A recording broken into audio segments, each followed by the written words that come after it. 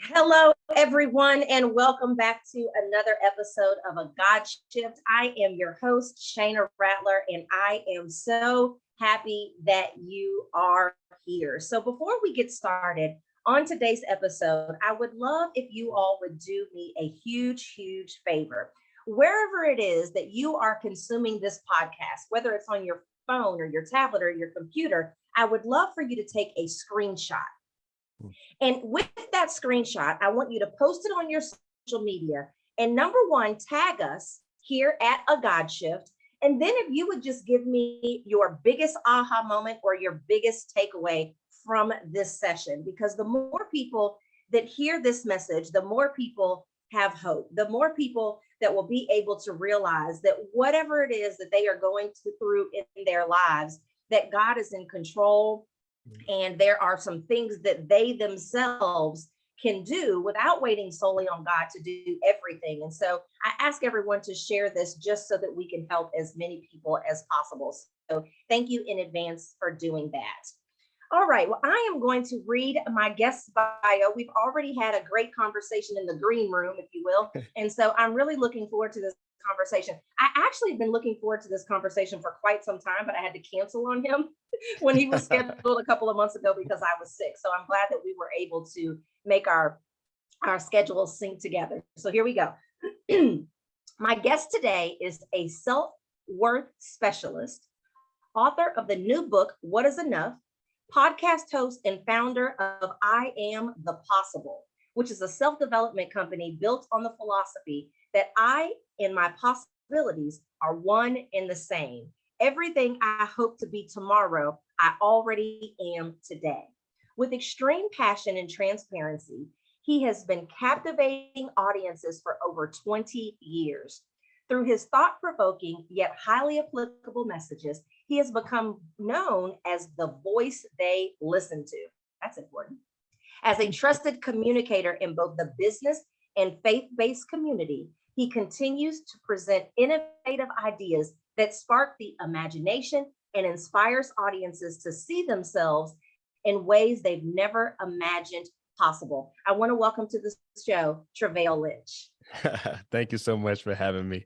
I'm so excited about this moment, and I'm just so blessed to be able to share with you and to be able to just experience this moment. So thank you so much. So happy to be here. You're welcome. I'm glad to have you. So I want to give a little bit of context for this conversation before we get into it, because this show is called A God Shift. And when people hear A God Shift, they were like, oh my gosh, that sounds so cool. But if we're being honest, nobody knows what the heck that is. So my definition of a God shift is the moment a disruption in your life collides with God's purpose and moves you into a greater destiny. But in that, I think it's important that we recognize that God is not going to just do it all for us, that we have a role in God's will for our lives. And so this show is all about kingdom authority, because it's my personal belief that in order to partner with God and get into the destiny that he has for us, we need to, number one, recognize that we have kingdom authority, and we need to learn how to walk that kingdom authority out. So I want to start by sharing my definition of kingdom authority. I believe that kingdom authority is the believer's birthright to actually make scripture come alive in our lives, because it tells us in the word that greater works than these shall you do in my name, because I'm going with the Father. So that means that there are things that are within our power and our control to make happen. Not wait on God, not go to others for prayer, but there's actually things that we are in control of. So Treveal, I would love to hear, what is your own personal definition of kingdom authority? Yes. Well, kingdom authority in my world, I like to, repeat the saying that I once heard that that there is one earth, but there are infinite worlds, because our worlds are within. So it's really the lenses in which we look through.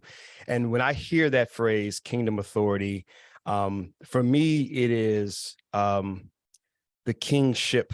It is the ability for us to walk as we've been created to walk, to express ourselves as we've been created to express ourselves, to live, to do, to have, to be the way that we were designed and created to. I believe that when we were birthed into this world in the physical form, I don't think we were given one moment of what you would consider breathing room before the world swarmed on us and told us, this is what you are, this is what you have to be, this is what you have to do, this is where you have to go, this is how it is for you, this is how it is because you grew up here, this is how it is. And we were constantly bombarded and dictated to through society, through culture, on who we were to be and how we were to be. And I think kingdom authority says, no, I'm going to do it the way God said do it. I know what y'all saying. I hear what y'all saying, but my Father says, and it's the ability to walk in that despite what everyone else and everything else around you is trying to force you to conform to. So that was kind of my image of it. So I love that. And I think it's so important because I call it being shoulded on, SHOULD for the audience. Exactly. So often people tell us what we should do. You should focus on your family before you go start that business. You should focus on your career before you have kids. And sometimes we should on ourselves, right? Absolutely. And very seldom do the people who tell us what we should do understand the vision that God has given us. And there's so many constraints, like you said, that the world places on us. We're led to believe that there's only one mold and that there's only one path to follow. And then we wonder, why is it that I feel unfulfilled in my life? And it's because we're trying to fit into what the world says we should do, who it is that they say we should be. And then we're not being authentic, right? And so we're trying to shrink to fit to certain environments. We're trying to be bigger than who we really are to get into other environments. And then we wonder why we're sitting around going, what the hell is going on? Exactly. It's so crazy that we do that. But it starts as a child. Yep. You have to sit down and you have to be quiet. And if you're a girl, you have to act like this. And if you're a boy, you should act like that. And if you're a boy, you should not act like that. It's just like, we're damned if we do, damned if we don't, from toddlers. Exactly. My God in heaven. Well, that's anyway. A great way to summarize it. Yeah, that's exactly what it is. So if you think about what you just described as your definition of kingdom authority, we read in your bio that you have, grown into a person who has done amazing things in your life in both the faith-based realms and the business realms. So in keeping with the theme of what kingdom authority is that we are able to do, can you describe a time that you have ever had to actually exercise kingdom authority to get to where you are today? Yes, absolutely. As soon as you said that, what story comes to mind? And I have a million stories, but one particular story that comes to mind is, I don't recall the exact year it was, but I was writing my first book, and I was writing a book called The Corridor to Confidence. It was a step-by-step guide on teaching men how to pray, because I understood that men should pray. Men probably wanted to pray, but men weren't very confident in prayer and how to execute on prayer. And so I was in the midst of writing this book, and I had just gotten a job in corporate America. Now, a little bit about my background: no experience in corporate America, no education. I dropped out of college twice. I had no expertise. I mean, like, there was nothing about me that said corporate America, nothing. And so one of my mentors, who's still my mentor today, he got me into this big corporation, but I started off as a contract or a contracted employee. So you go for 2 years, and then and then they'll cut your contract, or they'll renew it for another 2 years, and they'll just keep it kind of going on that route. But they always reserve, we'll let you go whenever we feel like it. So I was in that tension of, I have a family, a wife. I had, maybe at that time I had 3 kids. I've got 4 now, but I had kids, I had a wife, I had a family to feed, and I didn't want to continue being a contracted employee. And I remember starting to interview for full-time positions when they came up, and interview after interview after interview after interview. No. They would always give me the excuse of, or really probably the reason for not hiring me was, you have no education, you have no background, we can't elevate you because you don't fit the mold, man. And so I remember, Yet I've been here doing well for 2 years. no, 4 years, like 4. killing it for 4 years, For right? 4 years. But Killing it. because I don't have a piece of paper, that piece of Oh, paper is exactly. more important than my proven track record here within your organization. Oh, absolutely. Absolutely. Right. And that's why I say some of it was a little bit of this skin tone, but I don't play the black card. I don't like pulling the black card, but when you see it, you see it. I mean, when it's real, it's real. Okay. So going through interview, disappointment after disappointment after disappointment. And I remember sitting in the car for several weeks for lunch. Instead of going to eat, instead of hanging out with the other employees, I would go to the car and I would just cry my eyes out. I would cry my eyes out because I knew I was killing it. I knew because I was a child of God, I was putting forth the best effort. I was far exceeding all of my counterparts, but because they had education or they were in the clique or they had it going on or they knew somebody who knew somebody, they had all of these earthly and worldly advantages. And here I was, this little child of God, bawling my eyes out because I got a family on the line and I really need to make more money. And what am I to do? And I remember sitting in that car crying and saying, well, God, you said, and I began to look at the scriptures that said he'll order my steps. I began to look at the scriptures that said he will bless me. He will make a table for me in the presence of my enemies. My gift will make room for me. And early on in my Christian faith, in my Christian walk, one of my great mentors who passed away, he revealed to me my spiritual gift for the very first time. It was a miraculous story. That's a whole nother story. But he looked me in the eye and he said, Treveal, you are a teacher.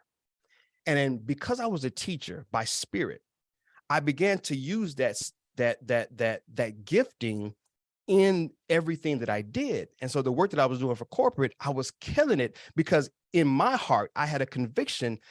Teaching is what I do. Explaining things is what I do. Educating, transferring of information is what I do. No one can stop me. Nobody can tell me anything different. So I had this conviction, like, this is what I do. I'm better than all y'all, not as a person, but as a professional. You ain't on my level because God said, I am this. And I just began to exercise that authority to say, yo, man, listen. And I went to my boss and I said, here's the deal, man. I don't know what this whole process is, but these were my exact words. I called like a 15-minute meeting with my boss. I said, I need and I will become a full-time employee. Here's what I'm going to need from you. You tell me what I need to do, but this has to happen. And he gave me a whole process. It took writing a resume, using keywords, doing this, working on this project, doing that project. Like you said earlier, it took some work for me to do, but it began by me saying, I'm done with sitting in the car, crying, throwing the pity party, mad at them, making excuses. I'm going to walk in there and use the authority because he said there's some life and some death that's up in this thing right here. And he said, man, I can speak and I can create and I can move some things. So I believe that was the story that came to mind for me was I told my boss, I'm becoming a full-time employee. And long story short, I guess not really short. I've already told the story now, but I did what they said to do with no education, no experience. Not only did I get a full-time contract, but in the last from that year on, because I was with corporate for 4 years, from that year on, year 5 through the next 7 years, I was promoted financially and by position every single year. I began to rise so high in corporate America that I literally had to tell them, stop promoting me. I'm not going to that next level because I got something greater out here that I need to do. Thank you for what I have up in here. But if I go to that level, you're going to want too much from me. Yeah. And I'm on something greater. So this is where we're going to stop. And I'm not going to go any higher. And so that's the story that came to mind for me. That's good and good for you. And, you mentioned the scripture, the steps of a good man are ordered. But what I love that you did was you recognized that although my steps are ordered, I have to move my feet. Oh yeah. So often, I think I posted on Facebook or Instagram or one of them about a year ago. Yeah. Stop asking the Lord to order your steps if you're not going to move your feet. Mm, mm, mm. You know what I mean? Like, Man, he's that makes not sense. going to do it all for you. He's It's not. it's I do my part, you do your part. You can't do what I do, and I can't do what you have to do. This is a two-way street, right? It's like it's a marriage, right? Yes. But Treveal, what did you learn during that process? You're sitting there thinking to yourself, okay, bro, you got to get it together. You sitting out here crying, and that ain't doing nothing but getting your shirt wet. So what I'm going to do is I'm going to go in here and I'm going to ask them, what is it that I need to do? And then I'm going to do it. What did you learn during this whole process? Oh, I'm so glad you asked that. I just released a episode on my podcast platform called Ask For It. First thing I learned was you get what you ask for. Now, I know that's super simple. Oh, I've been asking and I've been praying and begging God for doing X, Y, and Z, and he ain't did it yet. Not in that context, because some of us think that God, like you said, God's got to do everything for us. No, I know that if you ask, it will be given to you. It may not come in the form that you want it, but it definitely will be given to you. And then your part picks up. But the first thing I learned was you get what you ask for. So I simply asked him, what's the process? What is the process for me to go from where I am today to where I want to be? So in that context, it was going from contracted to being full-time. What do I have to do? So number one, the lesson I learned is people will give you what you ask for. Most of us just don't ask. The second thing is that when you come from a position of, how should I say it, of what will be versus hoping, wishing, praying, that kind of that mucky That kind of, passive. there you go, that I really want to be full-time. Can I? But when I went in here, but when I had that conversation, and it was with all due respect, I was very respectful, but I told him, I looked him in the eye and I told him, I'm going to become a full-time employee. I just need to know what to do. That was a different energy. That was a different spirit. That was a different approach. That was a different intention. And I believe that one thing I learned is that when you look at life, much of life is given to those who take it. Yeah. And if you Christian out there and that kind of rubs you the wrong way, because we just want to pray, and then it just falls out the sky. But the kingdom suffers violence.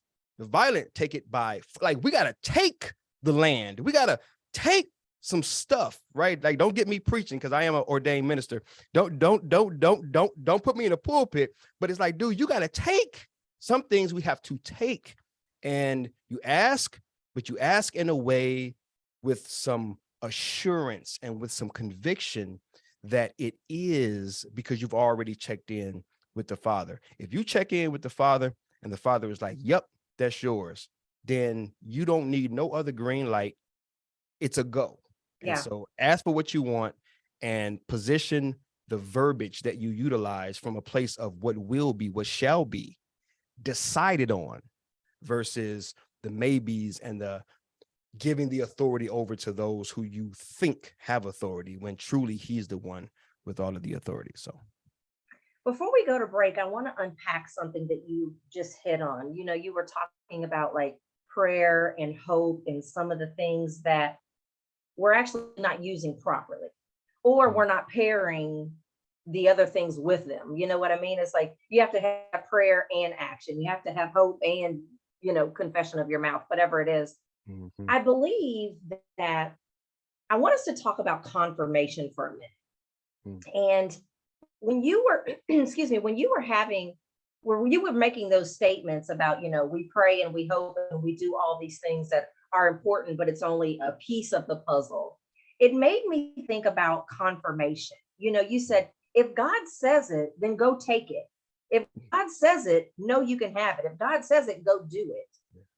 He says it, but then yet we look for additional confirmation.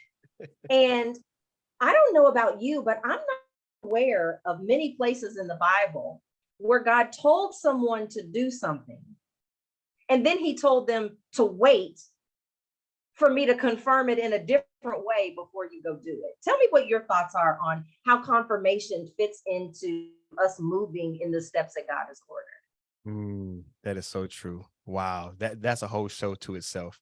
I mean, Isn't it? we could unpack that. We can unpack that for years, because I know I fell into that trap. And we talked about the formative years and the young years when we were first born, and how life and the culture conditions us. The culture really does condition us to have great faith in people. And because of the hierarchies that are created, even within the American culture, not just the countries that literally have kings and queens still in place, but even in our American culture, we have the kings, in terms of the celebrities and people in, politics and whatnot. So there's this hierarchy that conditions us to think that we need other people's opinion, authority, yes, their green light. It literally does condition you from a little person, right?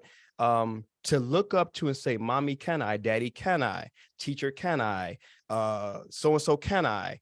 And I think that just continues on. And even when we get into a relationship with God, we're like born again into this. So it's a relearning of how to walk in a kingdom and live by a kingdom and a kingship, while still trying to unlearn all the things that we were brought up in and raised in. So it is this learning of kingdom while unlearning of American culture. And so I think that, because I found myself in that a lot.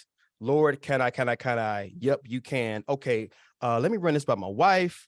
Ooh, if she don't say it just the way I need her to say it, maybe I got to go back to God. God, can I? Yes, you can. Okay, well, let me run this by my pastor, because but he didn't say yes. He had a little doubt. So maybe I need to go back to God. We all play that game. I've played that game. Let me be the first to raise my hand. But I think that's the root of it. We have been conditioned since birth to get the approval of other people, not only for the green light to go forward, but also when it comes to what I specialize in, feeling good about ourselves and seeing our own value. We look for other people's approval in order for us to then move forward. So I think it's just a case of a lot of conditioning. Yeah. And we really have to dedicate ourselves consciously to unlearning that mess, and really learning the way that God's kingdom operates. There's things that bother me at a greater level than others, but I think this confirmation thing is one of the things that irks my everlast nerve, because it's comical to me sometimes. I'm just going to use a couple of simple examples. Yeah. We pray and we say, Lord, I need more money. Please show me how to make more money. Mm-hmm. And then someone comes into your life and they have a way for you to make more money, and you're like, I need to pray about it. Yep. Could it be that when you prayed to God and asked him for more money, that this person now being presented in your life with an opportunity of how you can legally make more money, could that not be the answer to the prayer? Yep. So now you're going to go back and pray again about the answer that he sent you? Like it blows my mind. And I believe you said doubt. And I believe, most of us who are believers, we don't necessarily doubt that God is able and, whatever. Like, I don't think most of us are going to follow a God that we doubt that he knows what he's doing. Mm-hmm. But I definitely think we doubt ourselves. And I believe that, going back to this thing about prayer being passive, I think prayer is a lot of times just a form of procrastination. Absolutely. Because, it's like, okay, Lord, show me how to make more money. This person comes along, like, listen, Treveal, I have an opportunity that I want to share with you. It's vetted.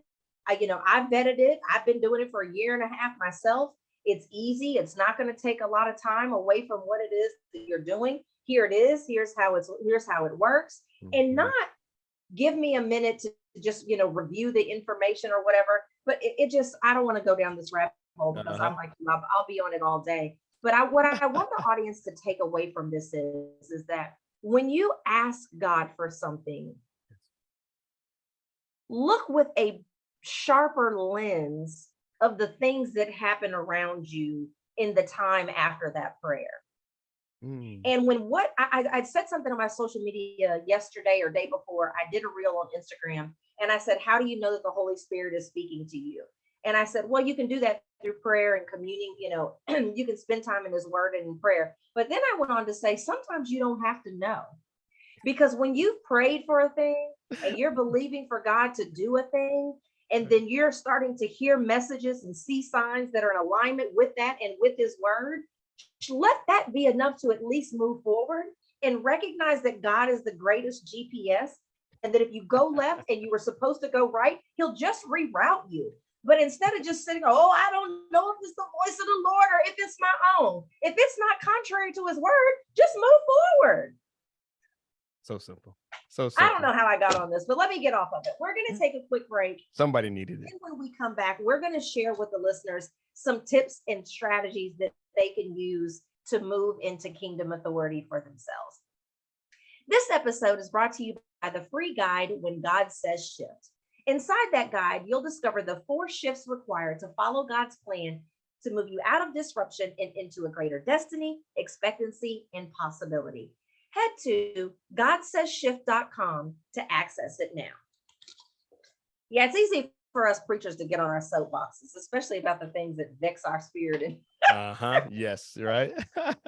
Somebody so, needed to hear it. I love what we have talked about so far, but for the second half of the show, I really want us to give some tangible nuggets that people can say, okay, I heard this on a Wednesday, and on Friday, I know that I can look back at my day and say, I did exactly what it was that they said I should do and how I should do it. Because I believe, and we can talk about preachers because we're ones ourselves, but I believe that many preachers fail us because they talk in all these ambiguous terms and they tell us to get in his presence and they tell us to surrender and they tell us to do all of these things that they don't tell us how to do it. So they preach us happy during the service. They tell us that everything we desire is on the other side of surrender. They tell us all you got to do is walk with God. But then when we go home, we're like, oh yeah, I'm going to surrender. I'm going to walk with God. And then hell bust our lives wide open on Wednesday. And we're looking back at our notes like, okay, I need to surrender.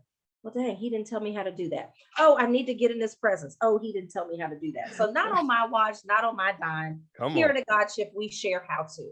Yes. So if someone is listening to this episode, Treveal, and they're like, oh, wow, I love how Treveal was able to operate in his kingdom authority and take control of his career. I love, that Shayna has mastered, kingdom authority and is writing a book on it. But I myself am still struggling to figure out how can I use kingdom authority in my life to shift it to a better place? What would be your best tip of how they do that? Even as you were speaking, what rose up in my heart was observation. Observation. If you're listening, write that down. Don't overlook the power of observation. And the way that you can put observation to practical or put it in a practical context and how you can practice it and why it's so important. One thing, and maybe if you're, like me, you like to put things into kind of like little phrases or little catchphrases so that you can just remember it. I mentor a lot of young men. And one of the things that I always tell my young brothers is get to God before the world gets to you. Get to God before the world gets to you. My mentor, he's from Japan, and he taught me the power of contemplation, stillness, meditation, a lot of the Eastern culture. And it was so profound and so life-changing that I've integrated it into my everyday life. Observation is getting to God before the world gets to you. It is a daily, bi-daily, bi-weekly, bi-monthly, however you want to name it and frame it. But it is time that you are spending observing the practical insights of God's word. So for example, you would get up in the morning and you would have your normal prayer. Lord, I want to surrender. Okay. Lord, I want to surrender. If that's something that you want to do, how do you do that on a practical level? Well, to surrender means to take my hands off of something. Surrender means to let go of something. Surrender means to, like, if I was arrested, they say, put your hands up. Surrender means to not try to do it myself. And so you identify the area of your life that you want to surrender to God. And then you use a practical step of, how do I execute on that normally? Right? I love using Webster's dictionary. I just look up the word and I literally just go by what the word says. Oh, that's the definition of it. So I just literally ask God, how do I apply that in a very practical way? And so when you can just take time to observe your thoughts, observe your actions, observe what God is saying, and getting to him before everyone else bombards you, text messages, emails, going into work, cutting on the television, if you have a spouse, before they start talking to your kids, before they start talking to you, carving out time in the morning to just sit back and say, these are the things that I want to do. And how would I normally, practically, logically go about doing them? The last thing I'll share on that is, one of my mentors in business, whenever I'm confused and scatterbrained and I get all worked up because something's not going the way that I want it to go concerning my business, he always says, Treveal, take a step back, ask yourself this question: what's the most logical next step? Mm-hmm. Just what's the most logical? Doesn't have to make a lot of sense. It's just, I'm in point A and I want to get to point B. What's the most logical step? Whatever that logical step is, you just do that. And so that for me has been something that I've practiced and that has gotten me extremely far in business, on my job, taking away all the spooky, up in the clouds, super spiritual, overwhelming, confusing, mind cluttering, stuff, and just saying, on a very practical level, how would I apply this if I was doing anything else? And you just apply that to whatever spiritual context that you're looking to grow in. I love that, because I believe that for every spiritual principle that there's a practical parallel. Absolutely. And I love that you said logical next step. Yes. Worry about what you need to do next, and then next, and then next, not a month from now, right? Nope. So often we're worried about what's on the third floor and we haven't even gotten to the second. Yeah. And you can't get to the third floor unless you know something I don't. You can't get to the third floor unless you get to the second floor.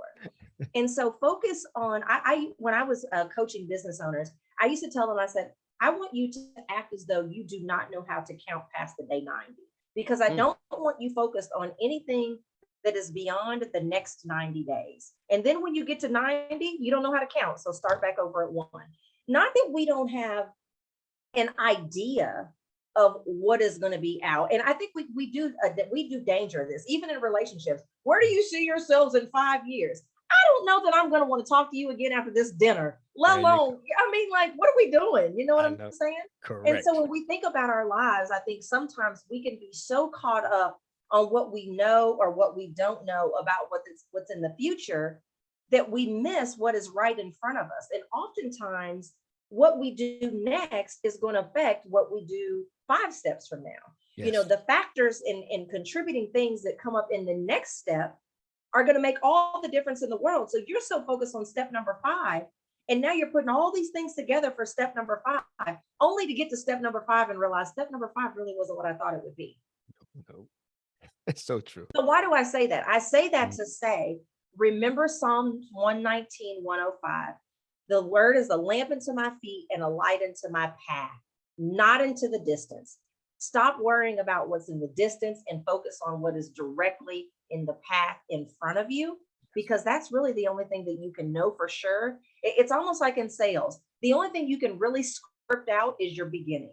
You don't know what the person is going to say after you say what you say first. So trying to script out your entire sales conversation outside of having a loose framework is going to just be a waste of time. So do those things in your spiritual life, is what Treveal is saying, just like you would in your practical life. It is absolutely no different. So Treveal, before we tell the audience how they can find you and how they can go further with you in figuring out what's possible, Is there anything that you would like to leave with our audience? Any information, advice, whatever, last words? Yeah, sure. Um, I live by a philosophy, and I've built everything that I've built by a single philosophy. And that is that the greatest form of self-development is self-discovery. The greatest form of self-development is self-discovery. No matter who you are, no matter where you are, you're looking to develop toward something. You're looking to build a business, start a ministry, join a new club, go to a new college, get a degree, get into a new relationship. All of that is a form of development. It's all a form of advancement and moving forward. And what I've discovered is that the more that we discover about ourselves, the better equipped we are to have the confidence to move forward, because God has designed, he has deposited within us from birth, from conception, everything within that we will ever need to construct the world without. It's already there. Most people won't take time to observe. They won't take time to go deep. They won't take time to just self-study emotions and mental frameworks and ideas and thoughts and all of these things that are just right here within us. Those things will get you everywhere that you want to go. So learn more about you. I know in our culture, we have been taught to learn about everybody else first. We learned about everybody else. Christopher Columbus did X, Y, and Z, and President so-and-so did X, Y, and Z. And you better learn this and read that book and take this test and get an A on that test because you're all about someone else's life. And then we graduate and they say, go out into this big, crazy, confused, mixed up world and succeed. But you haven't learned you yet. That's so good. So the greatest form of self-development is self-discovery. That's so good. So Treveal's brand is all about recognizing that, we're told all things are possible, through God, and they are. But I believe that everything we need is everything we have, that we already have. And I believe that that is in alignment with your brand. And so how can people follow you on social media? Yes, I am the possible. Made it super simple for everybody. If you type that into Google, you got it. You're done. I am the possible. Now, let me say something. Don't type in I am possible. That's BMW. That's that's a personal trainer stuff. I mean, I've tested it and people have made up all types of stuff with I am possible. That's great. You are possible. But for me, I am the possible. If you type that into Google, you got it, man. You will tap into everything within this, what I call the I am the possible universe. Perfect. And is there anything that you would like to offer our listeners if they would like to take things further with you to figure out how they can be the possible? Yes, absolutely. I want to give away my free what is my worth self-discovery masterclass. What is my worth self-discovery masterclass. I believe so many people are asking the question, whether they can articulate it or not with their words. It is still the cry of the human heart. I call it the hunger of the human heart. What is my worth? What is my value? Where is my significance? Do I really matter? Do I really make a difference? Is my life really important? Does God really love me? Do I really have a purpose? Do I really have something to offer? If that's you, if that's where you are, whether you can articulate it with your words, or if you just feel within that you just don't really feel like you fit into this puzzle called life, then that masterclass will definitely equip you with everything you need to know and everything about you that you need to discover that will help you solidify, know without a shadow of a doubt. You will be confident, you will be convicted, you will be so clear about your value and your worth in this world. I promise you. So that's really what I want to give away. I love that. And that is the foundation. So what I'm going to say is, audience, if you've asked the Lord recently, Lord, what do you want me to do? Go through this masterclass, because this is the foundation. We ask ourselves all the time, what am I supposed to do? Lord, what do you want me to do? But I was reminded this weekend. I was at a ministry trip, and I was reminded that the Lord is not going to take you anywhere that your character can't keep you. And so we have to focus on who it is that we need to become for the next season of our lives. And if you don't have the answers to who you are and why you're here and all the things that Treveal just said, it really doesn't matter what it is that you're supposed to do, because you're not going to attract it to you. And number two, even if you did, you would fail. So I know that sounds harsh and that sounds blunt, but get through the doggone master class so you can fix your life. And That's so I true. will make sure that the link to that is in the show notes. I will make sure the link to his social media is in the show notes as well. So Treveal, thank you so much for being here today and sharing your nuggets with the God Shift audience. And audience, thank you again for being here. I pray that this episode has blessed you as much as it has me. And I look forward to seeing you back here on the next episode. Have a great day, everybody.